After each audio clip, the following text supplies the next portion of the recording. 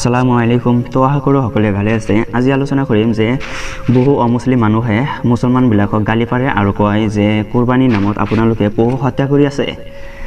তো এই বিষয়ে আলোচনা কৰিম কোন ধৰ্মত কি লিখা আছে। তো ইছলামৰ কোৰাণত আছে সূৰা আল হজ অধ্যায় 22 আয়াত 37। ইয়াতে আছে যে সেইবোৰ ৰক্ত আৰু মাংস আল্লাহৰ ওচৰত গৈ নাযায়, বৰং তেওঁৰ ওচৰত গৈ পায় তোমালোকৰ তাকৱা। কিন্তু বেলেগ ধৰ্মত এনেকুৱা নহয়, উৎসৱৰ সময়ত জবে কৰি দেৱ দেৱীৰ ওচৰত পেলাই থয়। সেইটো কোনে খায়? ঈশ্বৰে খায়নে? নিশ্চয় নাখায়। কিন্তু আমাৰ ইছলাম ধৰ্মত যেতিয়া কোৰবানী কৰোঁ তেতিয়া কমপক্ষত 3 ভাগৰ 1 ভাগ দুখীয়া গৰীববিলাকক দিব লাগে আৰু 2য় ভাগ ৰাইজ বা বন্ধুসকলক দিব লাগে আৰু 3য় ভাগ নিজৰ কাৰণে ৰাখিব লাগে। পাৰিলে গোটেইখিনি দিব পাৰি, কাৰণ কোৰবানী মানে মানুহক উপহাৰ কৰা। যিসকলে মাংস কিনি খাব নোৱাৰে সেইসকলক উপহাৰ কৰি আছোঁ। এতিয়া প্ৰশ্ন হ'ব পাৰে, কাৰোবাক খাদ্য উপহাৰ দিয়া ভাল নে বেয়া? নিশ্চয় ভাল। আল্লাহ আৰু কৈছে সূৰা আল মাইদা অধ্যায় 5 আয়াত 1 যে সেইবোৰ জন্তু খোৱা যিবোৰ চতুষ্পদ।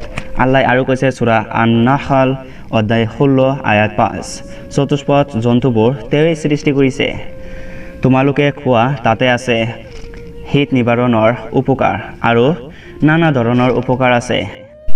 আল্লাহ আৰু কৈছে সূৰা মুমিনুল অধ্যায় 23 আয়াত 21 তোমালোকে সেই চতুষ্পদ জন্তু খোৱা আৰু তেওঁৰ পেটত যে গাখীৰ আছে সেই গাখীৰো খোৱা, তাতে আছে বৰ উপকাৰিতা। এতিয়া যিহেতু আল্লাহ কৈছে তেনেহ'লে কিয় নাখাম? এতিয়া বিজ্ঞানৰ ফালে যাওঁ। আমাৰ শৰীৰ স্বাভাৱিক চলাচলৰ বাবে 8টা এমিনো এচিডৰ খুবেই প্ৰয়োজন হয়, যিবোৰ অন্য খাদ্যত নাই। এই চতুষ্পদ জন্তুৰ ভিতৰত এই 8টাৰো বেছি থাকে। এতিয়া হিন্দুসকলৰ পক্ষত যাওঁ যে বহুত হিন্দু আছে যিসকলে গৰু মাংস নাখায়।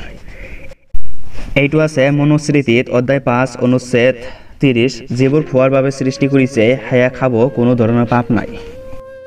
হিন্দুৰ কিতাপত আৰু আছে মনুস্মৃতি অধ্যায় 5 অনুচ্ছেদ 31 ঈশ্বৰে কিছু জন্তু সৃষ্টি কৰিছে উৎসৱ কৰিবলৈ, সেই জন্তুবোৰ মাৰি খোৱা, কোনো ধৰণৰ পাপ নাই। বেদত আছে মণি আৰু ঋষিয়ে গৰুৰ মাংস খাইছিল। ইয়াত আৰু ভালকৈ আলোচনা কৰাৰ কোনো প্ৰয়োজন নাই। আপোনালোকে পঞ্চ পাণ্ডৱৰ ঘটনাটো ভালকৈ পঢ়িব। তো আশা কৰোঁ সকলোৱে বুজি পাইছে, ইয়াতে কোনো ধৰণৰ বিভ্ৰান্তি ঘটাব নালাগে। তো যা যি ধৰ্ম সেইটো ধৰ্মই পালন কৰি থাকক, ইয়াতে জোৰ জবস্তি কৰাৰ কোনো প্ৰয়োজন নাহে। তো ভাল বেয়াটো বুজি পালে সকলোৱে ভালে থাকক। আল্লাহ হাফেজ।